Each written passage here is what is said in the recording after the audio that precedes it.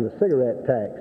And of course, I think that the sales tax is high enough, and I think the cigarette tax and perhaps the income tax is too. So really, we don't have anywhere to go, as I see it, until we tap and do something about the ad valorem taxes in Alabama. And I'm not saying raise them, I'm just saying that they ought to be equalized. And of course, this case that's now pending in federal court might mean that all taxes, all property taxes will be at a 30% level. Now, if they were placed at a 30% level statewide, it would add about $200 million to the Education Trust Fund. And I predict that this will be done either by federal court action or the legislature itself will have an opportunity to go back and do something about it. But I don't think personally that we ought to start considering any less than $100 million increase for education, because that would be about what it would take to bring us up to the southeastern average.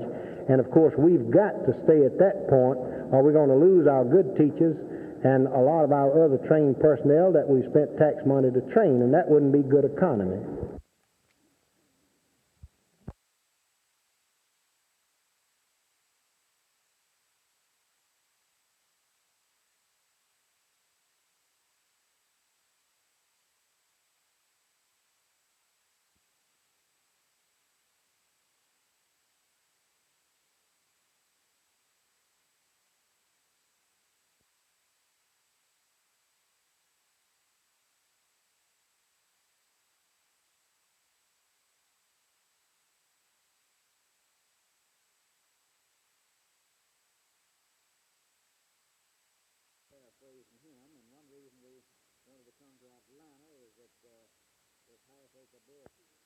There are some several states in our country which have early deadlines for the naming of a vice presidential candidate in order to meet the requirements of the complex laws regarding ballot position.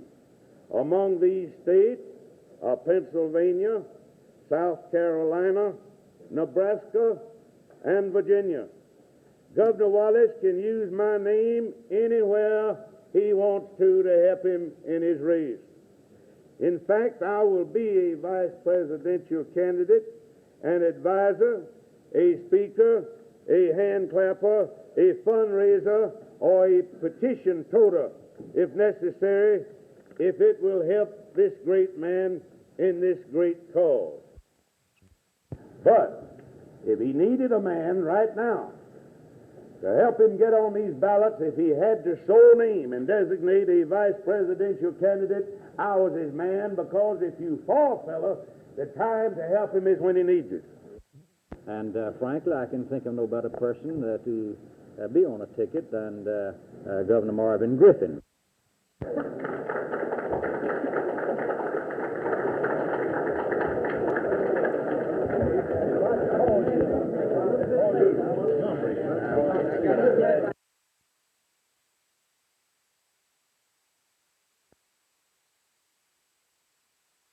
Delegation of the convention? No, sir. You in Alabama, our Alabama Well, I'm sorry it's so complicated, Don, to get you folks. I have agreed to lend my name to Governor George Wallace as a vice presidential candidate in order to help him in meeting some of the procedural requirements in several states. I told the governor that he could put up my name and then decide in his own good time what he wants to do.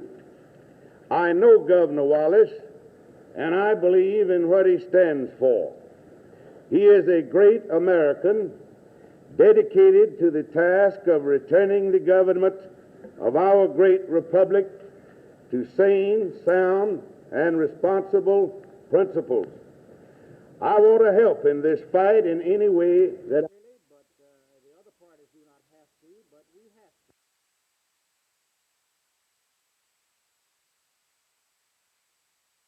Yes, Governor. Fine when do you gems. expect to name a vice presidential candidate? Sir? When do you expect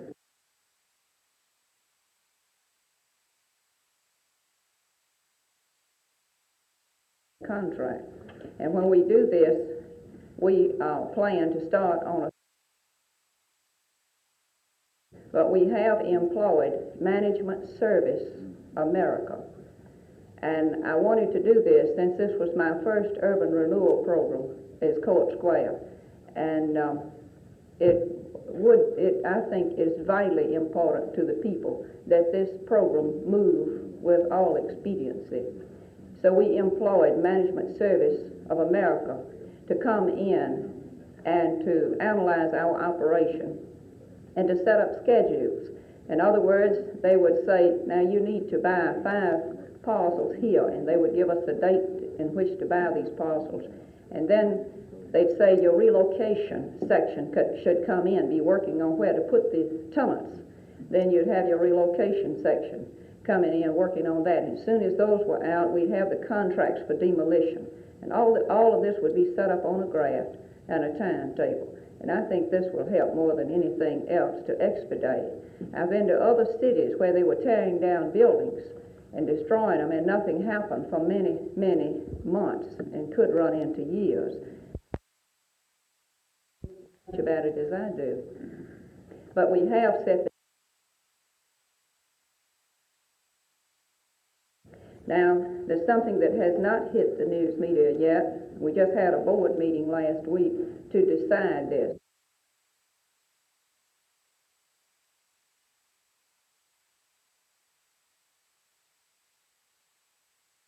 Because of the love of this city. They're going to invest their money because they love it, and also the fact that they know they can get something in return from their investment.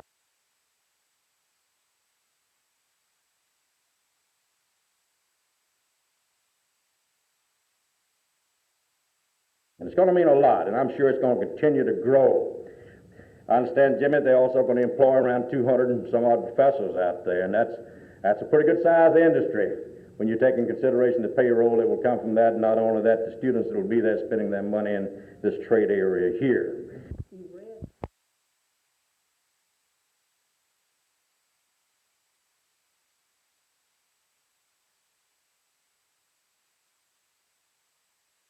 I advised him that if the negotiation in the 3 mentioned counties was in fact not in compliance with the requirements of the bid law, then the award to Capital City Asphalt Company would be set aside and a proper award of the contracts would be made to his company. I further requested that he write Mr. Ingram, advising the Finance Department of his allegations, and that the matter would then be investigated thoroughly. The written request was made to Mr. Ingram, and thereafter the Finance Department's files were examined, and it was determined that the offer to negotiate of Capital City Asphalt Company was slightly less than 5% below the low bid of Mr. Alexander's company. Because we were not familiar with the procedure which has been followed in the Finance Department and had some question about the correct interpretation of the law, I asked James T. Harden, attorney for the Finance Department, to review the entire file and give us his opinion as to whether the law had been complied with in this transaction. His opinion confirms that the technical requirements of the law were not met, and that because of a miscalculation, Capital City's offer to negotiate was not in fact 5% below the low bid. I have therefore determined that Capital City's offer to negotiate was erroneously accepted, and the awards in connection with the 3 mentioned counties should properly have been made to Wall Asphalt Company. Mr. Ingram has advised each of these companies of this decision. During the next few weeks, this group will be setting up local chairmen in each Alabama community in preparation for a concerted fund drive effort. I call on all Alabamians to lend their support, and I ask the news media to lend their valuable assistance in publicizing and supporting this effort. The fund drive goal of $5 million represents $1 from each Alabama citizen and $1.5 million from industry and organizations within the state. I'm sure that the entire state of Alabama will want to join in this effort, which will be a fitting and lasting tribute to Governor Lurleen.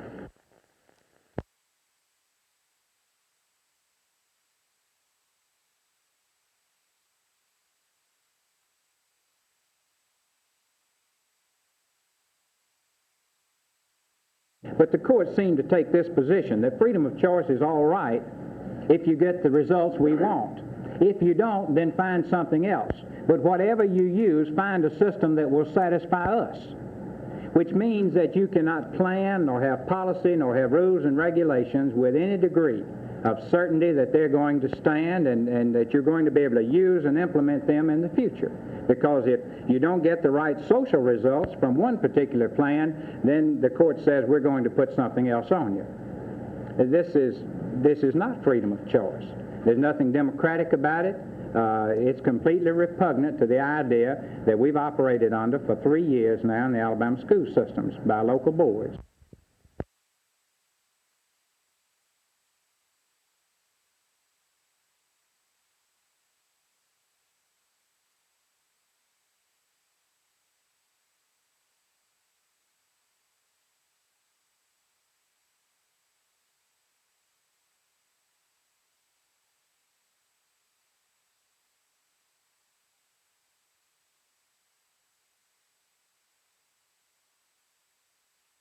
Week in connection with the Mobile suit where this very situation now exists. Of course, the Alabama Department in the purchasing division, we learned that in most instances, actually, we can't say, I don't think, in terms of money unless you're talking about the price per ton. When these things are bid, the low bidder simply is awarded that county. It's handled on this basis. Then when and if the highway department wants to do maintenance or resurfacing work in that particular county, the asphalt is ordered on purchase order from the low bidder. A person might be low or a company might be low and never sell any asphalt to the state on a low bid.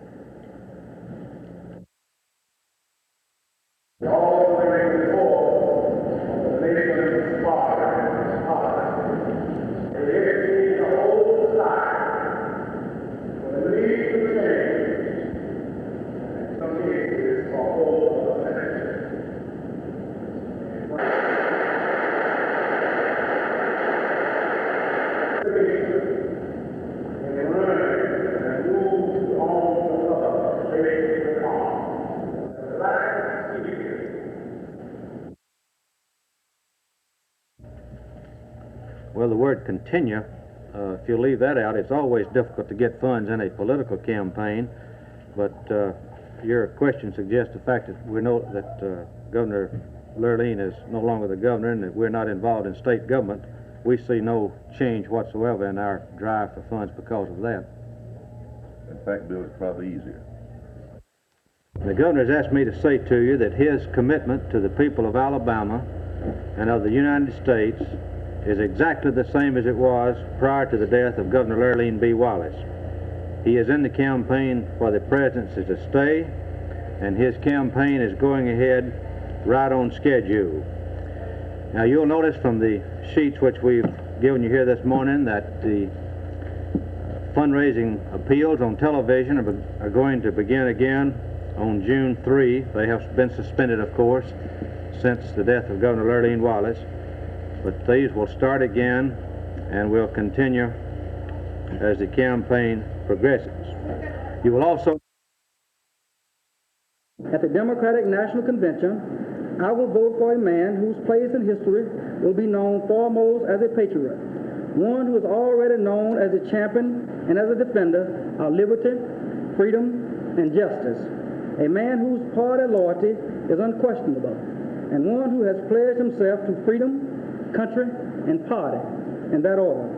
A man of convictions rather than convenience. I find it a pleasure in endorsing the Honorable Hubert H. Humphrey, Vice President of the United States, as the candidate I will support for the Democratic National nomination in Chicago this summer.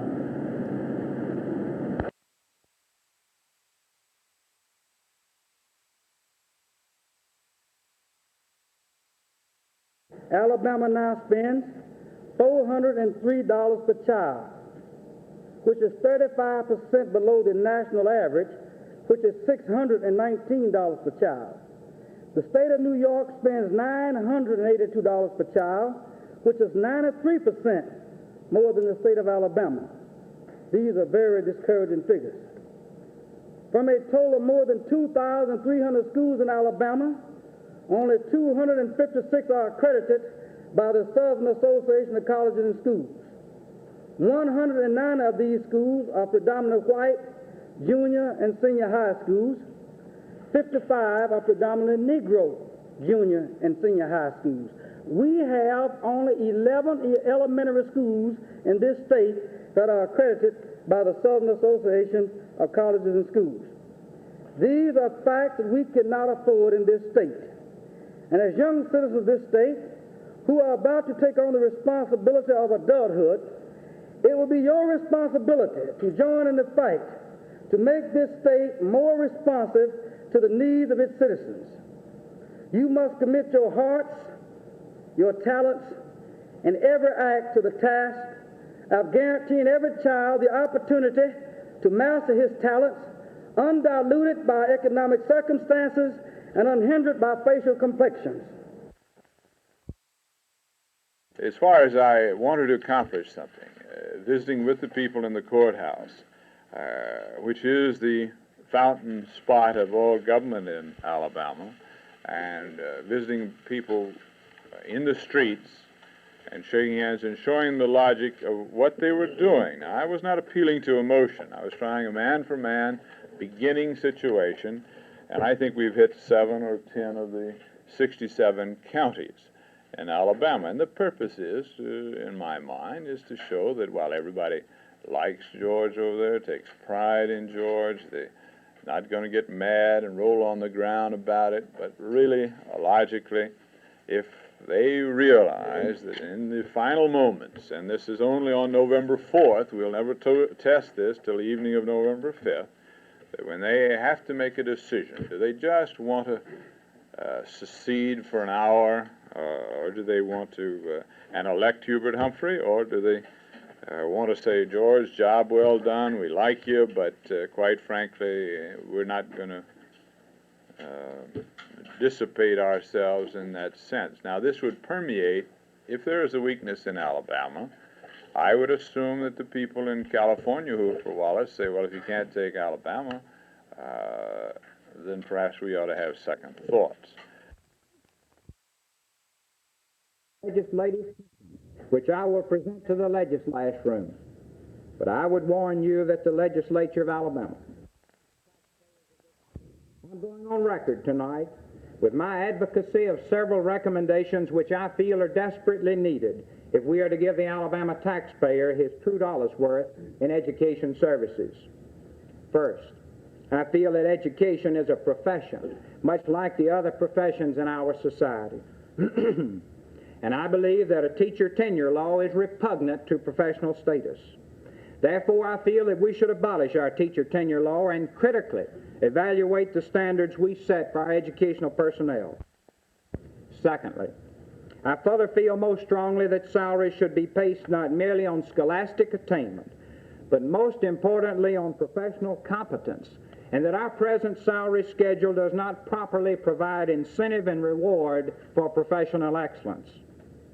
Thirdly, we simply must take a careful look at the way we run the day-to-day business of our school system, from the highest level of organization to the lowest. Waste and inefficiency in other facets of government are not tolerated by its leaders and its citizens, and the same must be true in education. We must find more efficient ways to do the job we must do, to cut away the red tape and the bureaucracy. I strongly recommend in this connection that educational leaders take a good, hard look at the structure of the State Department of Education and all other levels of organization down to and including the principal's office. There can be no doubt of our convictions in this regard.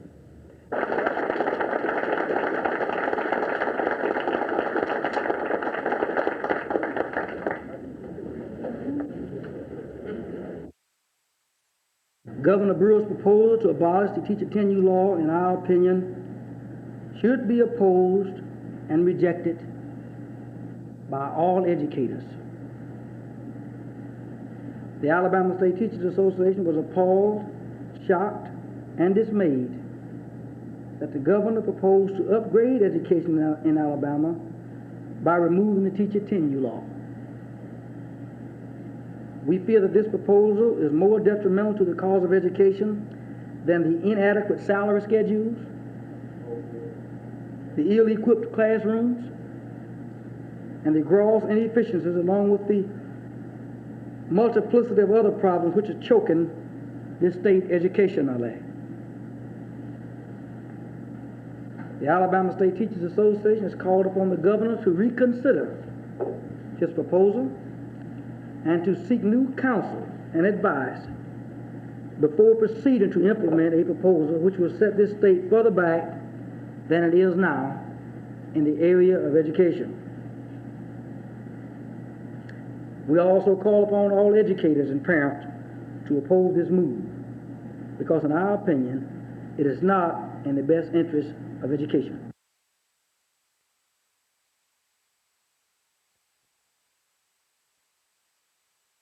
Well, we think that the 10U law provides an avenue to eliminate poor teachers. We also see that the 10U law provides protection for children, and that teachers cannot be summarily dismissed for political reasons or personal reasons or without the reasons set forth by law. We think there must be some criteria for dismissing teachers, and the teachers must have some recourse, some inexpensive recourse. And of course, the 10U Commission of Alabama is somewhat an inexpensive recourse for teachers who are dismissed.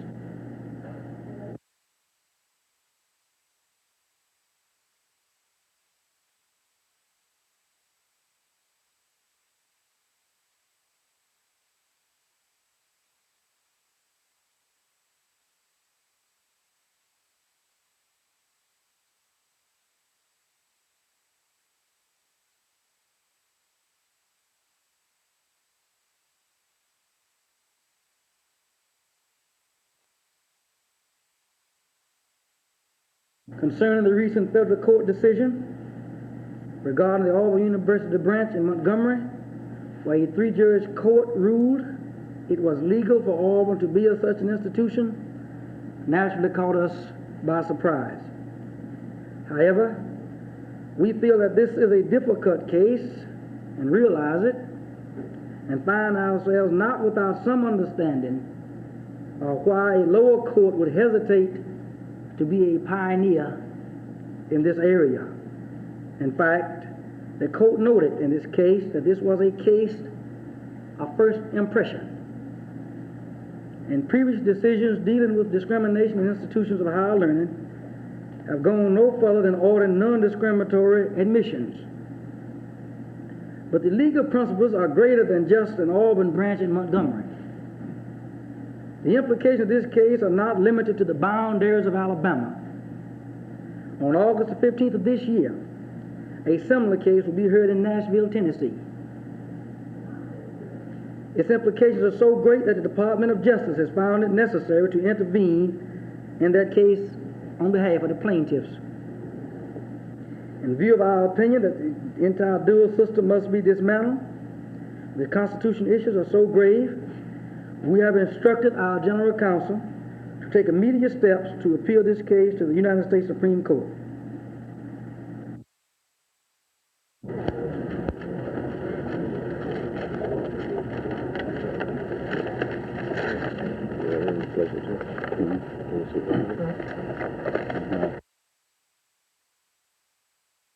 Was running in the Democratic primary pledged to my candidacy for the presidency.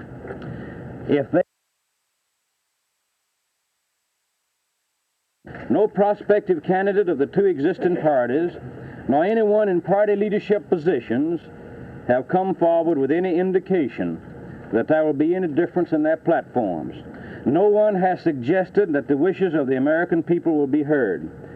So today I state to you that I am a candidate for President of the United States. There are questions that many will ask, and the American people are entitled to answers. First, are there any circumstances under which I will withdraw as a candidate for president in 1968? The answer is no. Will the people of every state have the opportunity to vote on my candidacy? It is my hope that this will be the case, as most states have reasonable laws insofar as ballot position is concerned. And I will be on the ballot in as many states as is financially possible. And I might emphasize that, of course, that is a factor. Can we finance a national campaign? I believe the American people will finance any effort to give themselves a voice in the affairs of our country. My wife, the governor of Alabama, joins me in this decision. My wife and I together, in making this announcement, are carrying out our commitment to the people of Alabama made during her campaign in the year 1966. I am in the race irreparably. I will run to win.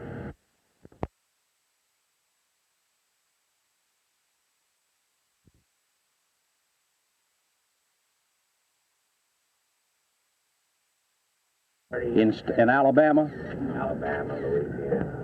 Well, of course, I cannot tell you about what might happen in other states other than Alabama. But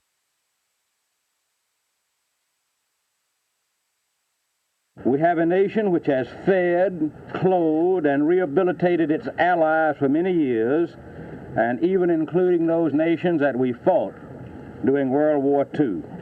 We must have a national leadership which tells these allies, quote, "We are not going to be the bulwark against communist aggression all over the world and have you sit idly by while the youth and strength of our country is sapped away. If we go, you go with us." The American people are tired of allies who take from us but refuse to assist us in the preservation of freedom.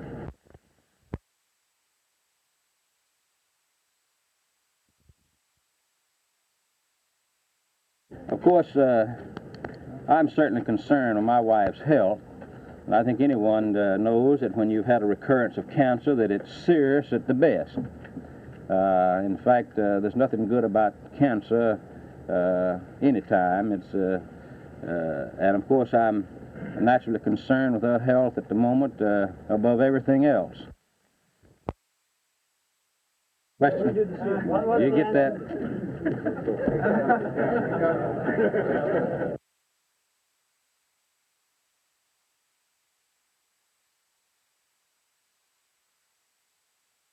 Charlie, tonight at 7:30, which probably will be after this is on the television, I'm going to answer that question and all the other questions involved with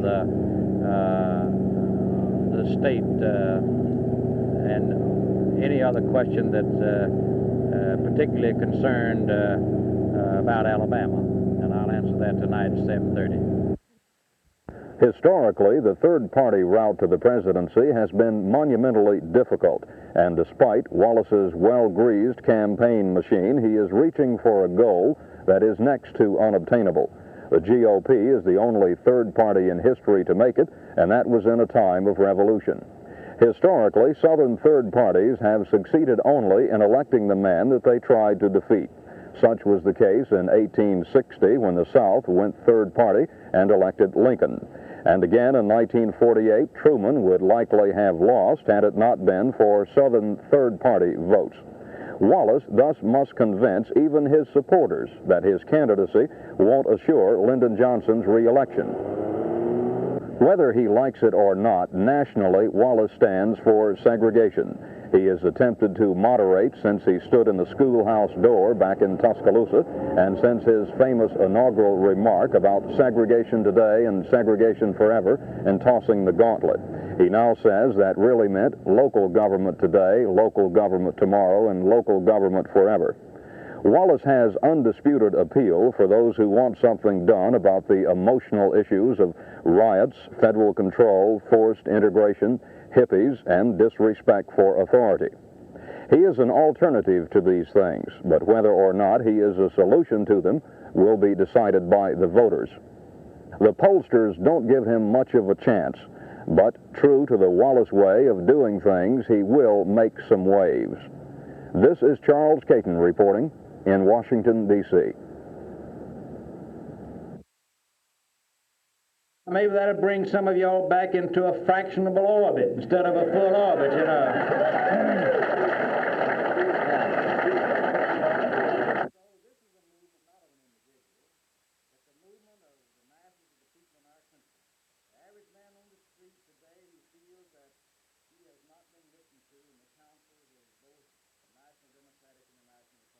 America. Millions of people want a choice in this year, 1968.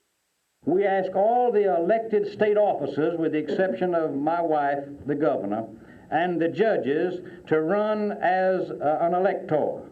And every one of the state elected constitutional officers accepted, with the exception of one. And I would like to read you those who have accepted. All the constitutional officers, plus we have Mrs. Jim Allen is going to run as one of the electors on the Democratic ticket, and there's Mrs. Allen, and there's Jim Allen, former Lieutenant Governor there. We had them in alphabetical order, but I'll skip down and say number 9 in alphabetical order. Mrs. Armistead Selden is going to run also, and we have Congressman Armistead Selden here also. Mrs. Selden is not here tonight, but I'm appreciative of the wives of these two distinguished Alabamians running on our elector ticket. The others who are running, Mrs. Mabel Amos, and I think all of you know Miss Mabel. She's run the governor's office for years. Mrs. Agnes Baggett, and all of you know our state treasurer here, Mrs. Baggett. I don't know whether he's here or not, but Mr. Richard Beard, the Commissioner of Agriculture, he's running. Let's give him a hand. The Lieutenant Governor of our state, Albert Brewer, he is a candidate under the Wallace slate. I don't know whether he's here or not, but he's a candidate. I don't think he's here. Also, the Attorney General of our state, McDonald Gallion, he's running as one of our... And also, a man who has led the strong state right fight for many years, Frank Mazzell. Frank Mazzell is running also. Where's Frank? Yeah, here's Frank right here. And my former executive secretary, who's now the district attorney in Jefferson County, Earl Morgan. There he is, right over here. And the other one, last but not least in alphabetical order, the Superintendent of Education, Dr. Ernest Stone. Here is.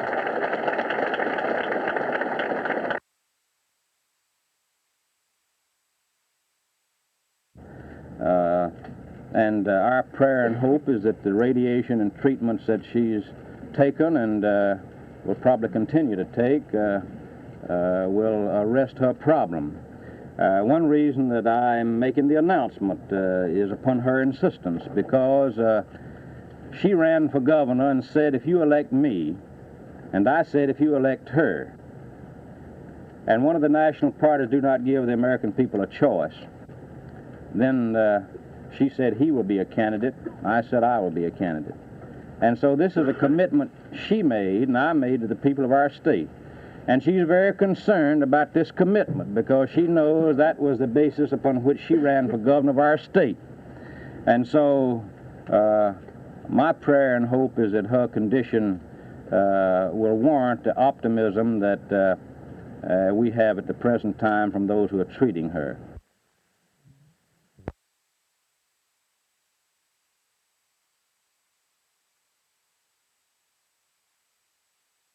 Forgot. I was thinking about a better place. No,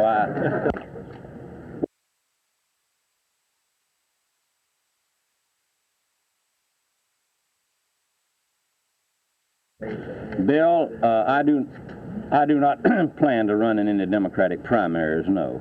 Governor, when do you...